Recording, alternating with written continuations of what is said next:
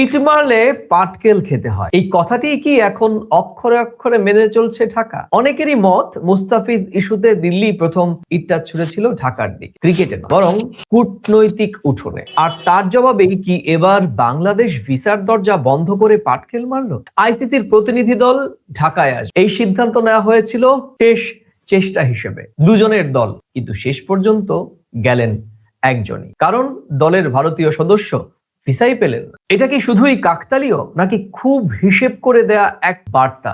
ইট ছুড়লে জবাব আসবেই। আমরা শুরুতেই টের পেয়েছিলাম যে সিদ্ধান্তটি যেহেতু ক্রিকেটীয় হয়নি, মুস্তাফিজকে বাদ দেওয়ার সিদ্ধান্তটি আমরা বরাবরই সমালোচনার স্বরে বলছিলাম যে এটি ক্রিকেটীয় সিদ্ধান্ত নয়, নোংরা রাজনৈতিক, এবং অবশ্যই বলবো যে এখানে কূটনৈতিক ব্যর্থতাও ছিল। ফলত ঢাকাও সেই জবাবটা একইভাবে, একই টিউনে, বরং আরেকটু বেশি ভাবে দিচ্ছে বলে মনে হচ্ছে। দেখো, এই বিষয়টি বিগত বেশ কয়েকটা এপিসোডে আমরা প্রসঙ্গে এটা আমি কথা বলেছি। আমি বিষয়টা এখন আর ক্রিকেটের মধ্যে সীমাবদ্ধ নেই, এবং গতকালও আমি বলেছি যে ক্রিকেটের মধ্যে রাজনীতি ঢুকে গেছে। সেই রাজনীতির থেকে যখন কোনো সিদ্ধান্ত কাউকে আঘাত করে, দেশের সার্বভৌমত্বকে আঘাত করে, একটা বিভেদের গন্ধ উঠে আসে, সেই জায়গা থেকে বলবো এই মুহূর্তে আমার যেটা বক্তব্য, যে কোনো দেশের কাছে জাতীয় সম্মান সবার আগে। এ বিষয়ে আপোষ করার কিন্তু কোনো সুযোগ থাকে না বা নেইও। বাংলাদেশ যদি মনে করে তাদের সম্মানে আঘাত লাগছে, সিদ্ধান্ত নেওয়া একেবারেই তাদের অধিকারের মধ্যেই পড়ে। ভিসা দেওয়া বা না দেওয়া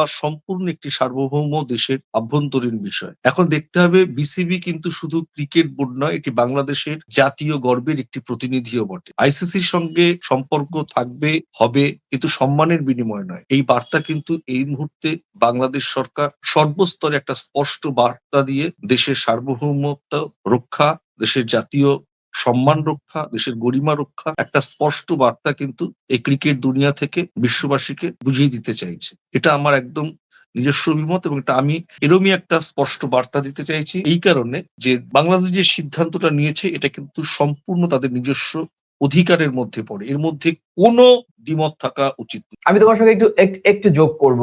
দেখো, মুস্তাফিজুর রহমান একজন ক্রিকেটার, কিন্তু তার ইস্যু কিন্তু ক্রিকেটের মধ্যে আর সীমাবদ্ধ রাখা গেল না। আমরা কোন দেশের পক্ষ থেকে সেটা করতে পারলাম না। মুস্তাফিজুর রহমান, তাকে আইপিএল থেকে বাদ দেয়া, এটি একটা রাজনৈতিক চাপ না কূটনৈতিক চাপ, সেটা কিন্তু বোঝা গেল না। সব মিলিয়ে বাংলাদেশ এই গোটা বিষয়টিকে মনে করছে যে তাদেরকে চরম অবমাননা কিংবা তাদেরকে পাত্তা না দেওয়া। ঢাকার একাংশ এটা তো ভীষণভাবে বিশ্বাস করে যে ভারত ক্রিকেটকে ঢাল বানিয়েছে, কূটনৈতিক প্রভাব একটা খাটানোর একটা মরিয়া প্রয়াসও সেখানে প্রতীয়মান হয়েছে। আর সেখান থেকেই মূলত জন্ম নিয়েছে এক ধরনের ক্ষোভ, আর এই ক্ষোভ কার্যত এখন এই ভিসা পর্যন্ত গড়িয়েছে। আর না হলে দুই সদস্যের এই প্রতিনিধি দলের একজন সম্ভবত ব্রিটিশ নাগরিক, তাকে যথাসময়ে ভিসা দেওয়া হলো, কিন্তু একজন আইসিসি কর্মকর্তা যিনি ভারতীয় নাগরিক, তিনি কিন্তু এখনো পর্যন্ত ভিসা পাননি। সঙ্গতভাবেই বিষয়টি নিয়ে কিন্তু তুমুল চর্চা শুরু হয়েছে দেশের ক্রিকেট মহলে।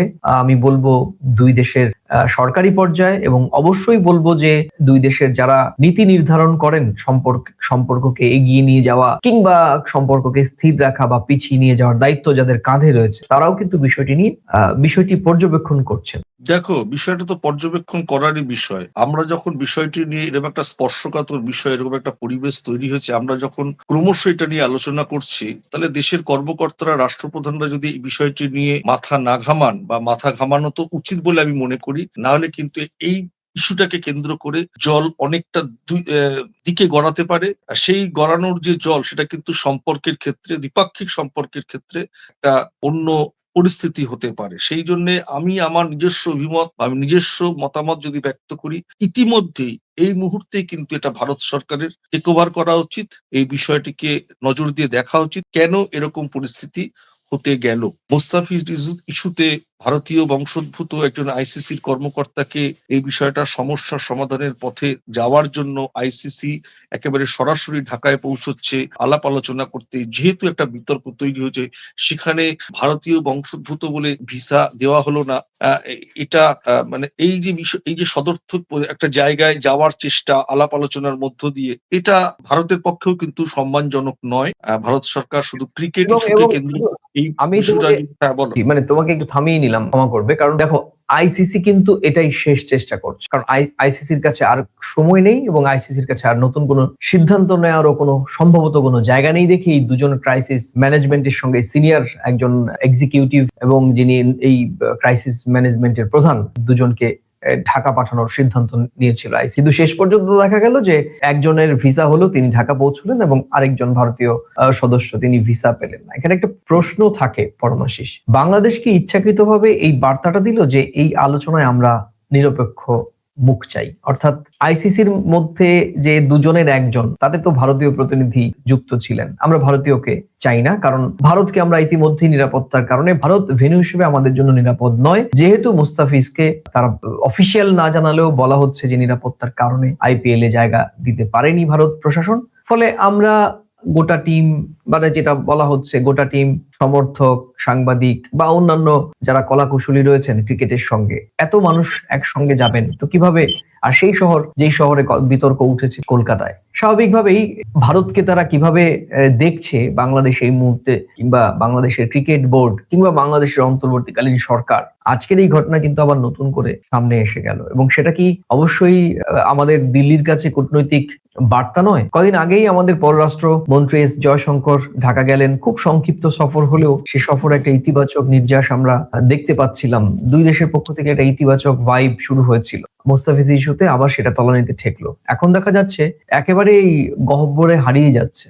দেখো, বিষয়টা যে সিদ্ধান্তটা নিয়েছে বাংলাদেশ, এখানে কোনো কিন্তু উগ্রতা নয়, রয়েছে স্পষ্ট একটা বাংলাদেশের সরকারের অবস্থান। আন্তর্জাতিক ক্ষেত্রে সম্মান আদায় করাও কিন্তু কূটনৈতিক একটা অংশ বলে আমার মনে হয়। বাংলাদেশ দেখিয়েছে এই মুহূর্তে তারা মাথা উঁচু করে কথা বলতে জানে। এখানে একটা প্রশ্ন আসে, আরো একটা বিষয়, সেটা হচ্ছে ভারত যেমন ভিসা দেওয়াটা বন্ধ রেখেছিল গণঅভ্যুত্থানের পর, এবং আইসিসি যেটা জানিয়েছে যে ভারতের এই শহরে বা এই জায়গায় নিরাপদ নয়, বাংলাদেশি ক্রিকেট প্লেয়াররা, সাংবাদিকরা জাতীয় পতাকা জার্সি করে রঙের ওই দিয়ে গেলে তাদের একটা পরিবেশ নষ্ট হতে পারে, অনাকাঙ্ক্ষিত কোনো ঝঞ্ঝাট হতে পারে, সেখানে ভারতের নিরাপত্তা নিয়ে প্রশ্ন উঠবে, সেইটা জানিয়েছে। এখন মুশকিল হচ্ছে যে মুস্তাফিজকে কেন বাদ দেওয়া হচ্ছে সেটা কোথাও পরিষ্কার করে বলা নেই, কিন্তু মুস্তাফিজের ইস্যুটাকে কেন্দ্র করেই কিন্তু বাংলাদেশের শুরু থেকে কিন্তু অবস্থান একেবারে স্পষ্ট। তার দেশের ক্রিকেট প্লেয়ার, তার দেশের সাংবাদিক, তার দেশের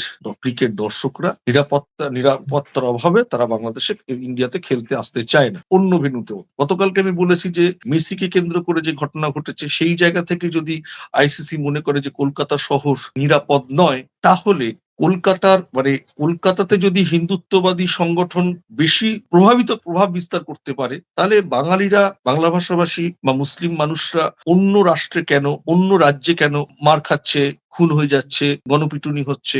এরকম ঘটনা এই ঝাড়খণ্ডেও হয়েছে, আজকেও, গতকাল থেকে, গত পরশুদিন থেকে পশ্চিমবঙ্গের মুর্শিদাবাদ জেলা বেলডাঙ্গা একেবারে অশান্ত, সেখানে সাংবাদিক নিগ্রহের ঘটনাও ঘটেছে। এখন প্রশ্ন হচ্ছে যে কূটনৈতিক বার্তা যেমন স্পষ্ট, দু দেশের, মানে বাংলাদেশ সরকার কিন্তু সরাসরি ইনভলভ হয়ে গেছে, ভারত সরকার সরাসরি এখনো ইনভলভ হয়েছে কিনা সেখানে এখনো কোনো স্পষ্ট বার্তা নেই, কিন্তু ভারত সরকার সবসময় স্পষ্ট বার্তা দিচ্ছে বাংলাদেশের সঙ্গে দ্বিপাক্ষিক সম্পর্কের উন্নতিতে। দৃষ্টিভঙ্গি সময়ের সঙ্গে পট পরিবর্তন করে দৃষ্টিভঙ্গির যে চেঞ্জ হয়েছে তার বাস্তবতাও কিন্তু আমরা পরিলক্ষিত হয়েছে আমি গত 16 মাসের কথাই বলবো, পরপর অতি সম্প্রতির বেশ কিছু ঘটনা আমরা সেটা জানি বা আমরা বলেছি। কিন্তু এখানে দেখতে হবে, যেহেতু একটা বিদ্বেষমূলক পরিবেশের কারণে মনে হচ্ছে যেন রাজনীতির গন্ধ, বা বিদ্বেষমূলক পরিস্থিতির কারণে এমনও তো হতে পারে যে নিরাপত্তার কারণে ভারতীয় বংশোদ্ভূত ওই কূটনীতিককে, মানে আইসিসির কর্মকর্তাকে ভিসা দেওয়া হয়, কে বলতে পারে? আমার যদি তোমার উপরে ক্ষোভ থাকে, তোমার আমার উপরে ক্ষোভ থাকবে না? এটাও তো হতে পারে। এটাও একটা কূটনৈতিক বার্তা যে তুমি যেমন নিরাপত্তার কারণে আমাকে যেতে বারণ করছো, এই জায়গায় আসতে বারণ করছো, আমিও নিরাপত্তার কারণে অন্য লোকেরা আসুক। কিন্তু এইবারে বিষয়টা তো এটা ঘটনা যে তারা তো একেবারে অন্য কাউকে ভিসা দেয়নি, তারা আলোচনায় আসতে চায় ভারতীয় বংশোদ্ভূত, নিরাপত্তার কারণে হতে পারে। আর আইসিসি বা বিসিসিআই, তুমি জানো যে জয় সাহা ভারতের স্বরাষ্ট্রমন্ত্রীর ছেলে, তারা তো পুরোপুরি উপেক্ষা করছে না আইসিসির সঙ্গে আলোচনা করতে, তারা ক্রিকেট খেলতে চায়। কিন্তু এই মুহূর্তে যে পরিস্থিতির সূত্র হয়েছে ভারতের মাটি থেকে, বিসিসিআই থেকে কেন্দ্র করে, সেই জায়গায় একটা নিরাপত্তার প্রশ্নে তোমার ওখানে যদি আমি নিরাপত্তা না পাই, আমার এখানেও তোমার নিরাপত্তার একটা ক্ষোভের, বিদ্বেষের জায়গা থেকে নিরাপত্তার অভাব হতে পারে। 1, 2, আমি তো খেলতে চাইছি না তা না, তুমি আসলে তোমার নিরাপত্তা বিঘ্নিত হতে পারে, সেই জন্য তোমাকে আমি ভিসা দিলাম না। আমি যদি বলতে পারি আপনার আমার এখানে আসলে নিরাপত্তা বিঘ্নিত হতে পারে, তাতে আমাদের সম্পর্কের অবনতি হবে, আমি যদি কথা বলতে পারি, তুমি কেন সে কথা বলতে পারবে না? দু চোখ দিয়ে দেখতে হবে এই জিনিসটাকে। বেশ, কিন্তু প্রশ্ন কিন্তু আরেকটা রয়েছে। দেখো, এই যে ক্রাইসিস ম্যানেজমেন্টের দুজন সদস্য, ঝানু চৌকস সদস্য, তারা অতীতেও বিভিন্ন সময় এইভাবেই জোট বেঁধে কাজ করতেন। এখন প্রশ্ন হচ্ছে যে যিনি এখন এই মুহূর্তে ঢাকা পৌঁছেছেন, সেই অ্যান্ড্রু অ্যাভগ্রেড, তিনি একজন পেশাদার, নিরাপত্তা বোঝেন এবং কাগজে কলমে বাস্তবেও তিনি নিশ্চয়তা দিতে পারেন, তার সেই ক্ষমতা আছে। এখন তো মানে সংকটটা কি শুধু নিরাপত্তায় নাকি আস্থার? এই যে আস্থার সংকট, কারণ বাংলাদেশের বক্তব্য এই মুহূর্তে যে আমরা শুধু সিকিউরিটি চাই তা নয়, আমরা কিন্তু সম্মানও চাই। তুমি যেটা বারবার বলছিলে, আমরাও যেটা একেবারে নিরপেক্ষ দৃষ্টি থেকে, নিরপেক্ষ বলে আসলে কিছু নেই, আমরা ক্রিকেটীয় পক্ষে কথা বলছি। এক্ষেত্রে হয়তো কখনো কখনো আমাদের নিজের ভারতীয় ক্রিকেট বোর্ড বা আইসিসি কিংবা আমাদের ভারতীয় প্রশাসনকেও আমরা সমালোচনায় রাখছি, কিন্তু যদি ক্রিকেটীয় দৃষ্টিভঙ্গি থেকে বিষয়টি আমরা দেখি, সেটা তো অবশ্যই মুস্তাফিজকে বাদ দেওয়ার ফলে বাংলাদেশের মানুষ তারা ভেবেছেন যে তাদের সম্মানেও আঘাত পড়েছে, সেটা বাস্তবতা। এই বড় একটা ফ্যাক্টর যেখানে ইমোশনাল একটা ক্রাইসিস জড়িয়ে রয়েছে, সেখানে এই ক্রাইসিস ম্যানেজার অ্যান্ড্রু অ্যাভগ্রেড তিনি একা কতটা সামাল দিতে পারবেন? না, এখানে বিষয়টা তিনি একা কতটা সামাল দিতে পারবে তা না, উনি তো প্রতিনিধি হয়ে গেছে। জয়শঙ্কর যখন তারেক রহমান সাহেবের কাছে গেছিলেন তার মার পরলোকগত হওয়ার পরে প্রধানমন্ত্রীর শোকবার্তা নিয়ে, সে তো 140 কোটি মানুষের বার্তা নিয়ে পৌঁছেছিলেন। যিনি গেছেন প্রতিনিধি আইসিসির, তিনি তো আইসিসির সকলের প্রতিনিধি হয়ে গেছে। তার একার মাথা থেকে বুদ্ধি বেরোবে আর উনি কথা বলবেন তা তো না, সবটাই সংযোগ করে কথা বলবে, যোগাযোগ রেখে কথা বলবে আমার ধারণা। এখন এখানে বাংলাদেশের জাতীয় সম্মানের প্রশ্ন।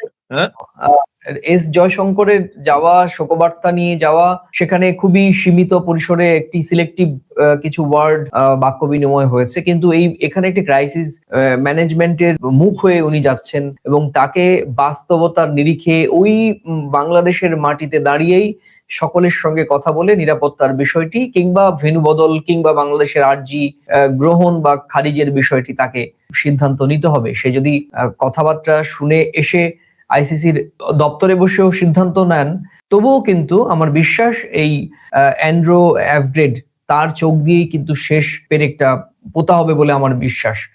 এবং সেখানে ওই ভারতীয় আইসিসির যে আরেকজন ক্রাইসিস ম্যানেজার, যার নাম যদিও এখনো প্রকাশ করা হয়নি, তিনি থাকলে বিষয়টি আরো আমার মনে হয়, কারণ ভারত এবং বাংলাদেশের মানুষের মধ্যে যে ম্যাচ, যে আন্ডারস্ট্যান্ডিংটা রয়েছে, সেখানে আমার মনে হয় বডি ল্যাঙ্গুয়েজ, ভাষাগত দিক থেকে অনেক কিছু বুঝবার জায়গা ছিল আর কি। আমার বিশ্বাস, কারণ ভারতীয় যেহেতু পাঠিয়েছে, তাহলে হয়তো বাঙালি কাউকেই হয়তো আমার বিশ্বাস এই প্রতিনিধি দলে রাখা আর কথা, যদি ভুল না হয়। আমি এটা সম্ভাবনার কথা বলছি আর কি। দেখো, কোনো কিছু হওয়ার আগে, কোনো কিছু ঘটার আগে, কোনো আলোচনায় বসার আগে একটা আগে থেকে স্পেকুলেশন করা হয়, ধরে নেওয়া যেতে পারে বা গন্ধ পাওয়া যায়। এই আলোচনায় বসার আগে, আলোচনা শুরু হওয়ার আগে, এই যে নতুন একটা বার্তা ভারতীয় বংশোদ্ভূতকে ভিসা দেওয়া হয়নি, এর বিভিন্ন দিক থাকতে পারে। তার নিরাপত্তার কারণ থাকতে পারে, তাদের স্বাভিমানের কথা, গরিমার কথা, তারা যে পরিমাণে আঘাতপ্রাপ্ত হয়েছে সেটা তাদের ফিরিয়ে দেওয়া, এটা একটা হতে পারে। আর উনি সশরীরে যায়নি, ওনার এই না যাওয়াটাই এখন একটা কূটনৈতিক বার্তা হয়ে গেছে, ভিসা না দেওয়া। এটা একটা অন্য ইস্যু আবার নতুন করে দাঁড়ায়। বিষয়টা হচ্ছে, যিনি রয়েছেন, যিনি গেছেন কথা বলতে, সে তো ওখানে বসেই সিদ্ধান্ত দেবেন না। তিনি আইসিসির কতগুলো প্রস্তাব উনি দিতে পারেন, সেই প্রস্তাব ওরা গৃহীত হয় কিনা সেটা আলোচনা সাপেক্ষে বেরিয়ে আসবে। ফিরে এসে এই এক আলোচনাতে যেটা শেষ হবে তা না, কিন্তু একটা সিদ্ধান্তে, আলোচনায় বসার আগেই কিন্তু একটা সিদ্ধান্তের বার্তা বাংলাদেশ দিয়ে দিয়েছে। কেন দিয়েছে এটা কিন্তু হালকাভাবে দেখার বিষয় না। জাতীয় সম্মানের প্রশ্নে কোনো দেশই হালকা সিদ্ধান্ত নিতে পারে না। বাংলাদেশ এখানে কারো বিরুদ্ধে নয়, নিজের পক্ষে দাঁড়িয়েছে, এটা কিন্তু মনে রাখতে হবে। বিসিবির সিদ্ধান্তে রাজনৈতিক চাপ নয়, আত্মসম্মানের ভাবনাটাই কিন্তু এখানে মুখ্য। সেই জন্য বাংলাদেশ সরকার এই সিদ্ধান্তটা নিয়েছে। আচ্ছা, আমি তোমার সঙ্গে একটু যোগ করে দুই পক্ষকে আমরা যদি একটু পাশাপাশি দাঁড় করাই, যে বাংলাদেশ কে চাইছে আর আইসিসি কোথায় আটকে রয়েছে। দেখো, বাংলাদেশ বলছে বর্তমান রাজনৈতিক বাস্তবতায় ঝুঁকি রয়েছে, খেলোয়াড় ও স্টাফদের নিরাপত্তা নিয়ে তাদের মধ্যে আশঙ্কা তৈরি হয়েছে, প্রয়োজনে ম্যাচ অন্য দেশে নেওয়া হোক, অর্থাৎ শ্রীলঙ্কাকেই নেওয়া হোক। অন্যদিকে আইসিসি উল্টো বলছে সূচি বদলালে বড় আর্থিক ক্ষতি হবে, আয়োজক দেশের ভাবমূর্তি প্রশ্নের মুখে পড়বে, টুর্নামেন্টের বিশ্বাসযোগ্য চরম ঝুঁকিতে পড়বে। মূলত এই আইসিসির যে তিনটে দাবি, বাংলাদেশের পক্ষ থেকে যে তিনটে বক্তব্য, এই তিনটে বক্তব্য দাবি কি সাংঘর্ষিক নয়? কেন বলছি, বাংলাদেশ যে আজকে বলছে যে খেলোয়াড় ও স্টাফদের নিরাপত্তার আশঙ্কা, আমরা বলছি আয়োজক দেশের ভাবমূর্তি প্রশ্নের মুখে পড়বে। তাহলে ভাবমূর্তি প্রশ্নের মুখে পড়বে যখন আমরা বলছি, মানে আইসিসি অর্থাৎ আমরা, জয়শা, তাহলে আমরা যখন সিদ্ধান্ত নিলাম মুস্তাফিজুর রহমানকে বাদ দেওয়ার, তখন কি আমরা ভাবিনি যে একজন বাংলাদেশি ক্রিকেটার, আমরা বাংলাদেশি কথাটা বাদই দিলাম, একজন ক্রিকেটারকে বাইরের দেশ থেকে আনা হলো, তাকে নিলামে তোলা হলো, তাকে সর্বোচ্চ পেমেন্ট দিয়ে নেওয়া হলো এবং তারপর তাকে বাদ দেওয়া হলো এবং কোনো ধরনের যৌক্তিক কারণ ছাড়াই। এবং কোন দেশটি, তুমি আমাকে বলো আয়োজকরা কি প্রশ্নের মুখে পড়েনি? আমি সেটাই তো বললাম। তাহলে আজকে ভেন্যু চেঞ্জ হলে যদি প্রশ্নের মুখে পড়ে, আর্থিক ক্ষতি হয়, ব্যবস্থাপনায় যদি প্রশ্ন ওঠে, তাহলে আয়োজক বা ব্যবস্থাপক যারা, তারা কি প্রশ্নের মুখে পড়েনি মুস্তাফিজুরকে বাদ দিয়ে? আজকে বাংলাদেশ এই অবস্থানে কেন গেল? আজকে হ্যাঁ, তোমার কাছে আমি সেটাই বলবো। আরেকটু আমি আজকে যে কথাগুলো আইসিসির পক্ষ থেকে বলা হচ্ছে, আইসিসি বলতে জয়শার পক্ষ থেকে বলা হচ্ছে যে সূচি বদলে গেলে বড় আর্থিক ক্ষতি হবে, মনে ছিল না তখন? আয়োজক দেশের ভাবমূর্তি প্রশ্নের মুখে পড়বে, মনে তো তখন পড়া উচিত ছিল যখন এই নিরাপত্তার প্রশ্নে, আমি তো গতকালকেও বলেছি, নিরাপত্তার প্রশ্নে যদি এই ঘটনাটা হয়, এটা তো সম্মানের সঙ্গে ভারত সরকার ডিরেক্ট জানাতে পারতো যে আমরা এই মুহূর্তে বাংলাদেশের ক্রিকেটারদের এখানে আসাটা নিরাপদ নয় বলে আমরা মনে করছি। আরে সেটা নিলামের এটা সম্মানের সঙ্গে বলা যেত পারতো। নিলাম তো আর 6 মাস আগে হয়নি, নিলাম তো 1.5 মাস আগে হয়েছে। তখন একেবারেই পরিষ্কার করে বলে দেওয়া যেত যে নিলামে বাংলাদেশি প্লেয়ারদের আনা যাবে না, পরিষ্কার। বাদ দিয়ে নিরাপত্তার ডিসিশন নেওয়া। আর এখন আমি ধরে নিচ্ছি মুস্তাফিজুরের নিরাপত্তার কারণেই বাদ দেওয়া আছে। আমি যদি ধরে নিই, সরাসরি বিসিবি প্রস্তাব দিত বিসিবিকে যে এরকম একটা সিচুয়েশন আসতে যাচ্ছে, আমরা চুক্তি করেছিলাম, কিন্তু এই মুহূর্তে আমরা মনে করছি ওর মতন একটা সর্বোচ্চ মানের খেলোয়াড়, তার নিরাপত্তাটাও আমাদের কাছে ঝুঁকির প্রশ্ন মনে হচ্ছে।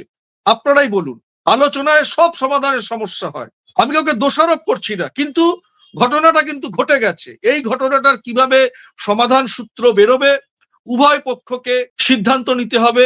ক্রিকেট গৌরবের জন্য, ক্রিকেটের জন্য যে জিনিস, যে অবস্থান, যে পরিবেশ সম্পর্ককে মেলাতে পারে, সেটা হচ্ছে ক্রিকেট, শিক্ষা, সংস্কৃতি। এর বিরুদ্ধে আমাদের রুখে দাঁড়াতে হবে এমনকি যাতে কোনোভাবে সম্পর্কে বিঘ্নিত না হয়।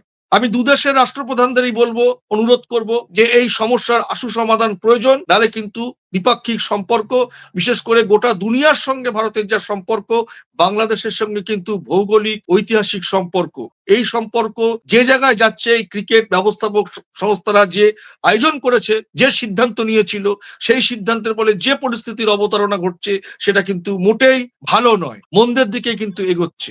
একদমই তাই। দেখো, আজকে যে ভিসা বন্ধ, ভিসা না দেওয়ার ঘটনাটি খুব হালকা করে দেখার কোনো কারণ নেই। আমরা যেহেতু দুই দেশের সম্পর্ক নিয়ে কাজ করি, আমরা দেখেছি গত 1.5-2 বছর ধরে কি পরিমাণ সম্পর্কের চড়াই উতরাই যাচ্ছে এবং বিশ্বাসযোগ্যতার ক্ষেত্রে কত বড় সড় রোজকার প্রশ্ন তৈরি হচ্ছে, একটার উত্তর মীমাংসায় যাচ্ছে তো আরো 5টা প্রশ্ন আসছে। তো স্বাভাবিকভাবেই এই যে আজকে সবশেষ বক্তব্যটি বা সবশেষ অবস্থান, যদিও সরকারিভাবে কিন্তু এখনো পর্যন্ত আমরা যে আলোচনা করছি, সরকারি তরফে কিন্তু কোনো স্বীকার করা হয়নি, বাংলাদেশ সরকারের পক্ষ থেকে কোনো ধরনের অফিসিয়াল স্টেটমেন্ট দেওয়া হয়নি যে আইসিসির ভারতীয় প্রতিনিধি দলকে তারা ভিসা দেয়নি বা কোন শর্তে ভিসা দেয়নি, কিংবা তার ভিসা ফাইলিং এর ক্ষেত্রে কোনো কাগজপত্রের গন্ডগোল ছিল কিনা। স্বাভাবিকভাবেই অনেকগুলো ক্লজ থাকে, অনেকগুলো ফর্মের অনেকগুলো নোটস থাকে যেগুলো ফাইল করতে হয়, সেই ফাইলের কোনো মানে লিগ্যাল কোনো গ্রাউন্ড রয়েছে কিনা, সিকিউরিটি কোনো গ্রাউন্ড রয়েছে কিনা, সে সমস্ত বিষয়ে এখনো পর্যন্ত কোনো রকমের স্টেটমেন্ট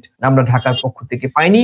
আবার অন্যদিকে ভারতের পক্ষ থেকেও কিন্তু সরাসরি সরকারিভাবে আমাদের কাছে এই তথ্যটি নেই যে আইসিসির ভারতীয় প্রতিনিধিকে দেওয়া হয়নি। সবই কিন্তু আমরা আলোচনা করছি বিভিন্ন গণমাধ্যম এবং অবশ্যই দায়িত্বশীল গণমাধ্যমের পক্ষ থেকে, যেমন এনডিটিভি আবার কোট করেছে বাংলাদেশ BD News 24.com, একটি বাংলা অনলাইন পত্রিকা, ডেইলি অনলাইন ডিজিটাল প্ল্যাটফর্ম, খুবই প্রভাবশালী বাংলাদেশের বিশ্বাসযোগ্য ডিজিটাল সংবাদ মাধ্যম। তো এই সমস্ত সংবাদ মাধ্যমে দায়িত্বশীল সূত্র থেকেই আসা খবরটি যখন সামনে এসেছে, স্বাভাবিকভাবেই এখন আমরা মনে করছি যে এই ভিসা বন্ধ করে রাখা বা ভিসা না দেওয়াটি দিল্লির কাছে একটি বড় কূটনৈতিক বার্তা, এবং নিঃসন্দেহে এর পরিণতি কিন্তু আমার মনে হয় যে অনেক কূটনৈতিকভাবে আরো বড়সড় আমাদের ফল দেখতে হবে, হয়তো হতে পারে। তুমি কিভাবে দেখছো? আদৌ কি বাংলাদেশ খেলবে, না এই বিশ্বকাপে এই টি-20 বিশ্বকাপ কার্যত বাংলাদেশ বয়কটের পথেই এগোবে? দেখো, পরিস্থিতি যেদিকে যাচ্ছে,